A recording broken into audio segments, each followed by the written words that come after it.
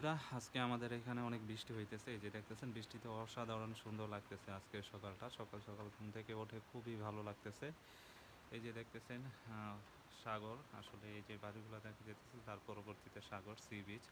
তো কুয়াশার কারণে দেখা যাইতেছে না। তো বৃষ্টি হলে এখানে এরকমই কুয়াশা থাকে।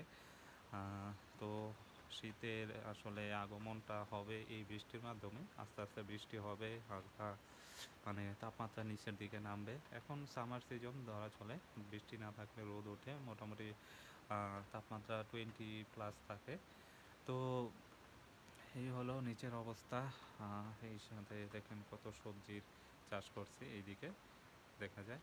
তো মানে রাসায়ন যারা আছে গরমের সিজনে তারা নিজেদের বাড়িতে, বাড়ির আঙ্গিনায় আসলে অনেক ধরনের সবজি চাষ করে। এই যে দেখতেছেন আসলে খুবই সুন্দর সবজি বাগান করছে। হয়তো আলু টালু লাগাইছিল, আমি দেশে ছিলাম তো দেখাইতে পারিনি আপনাদের, এগুলো উঠাই ফেলছে। এই যে দেখতেছেন খালি জায়গা।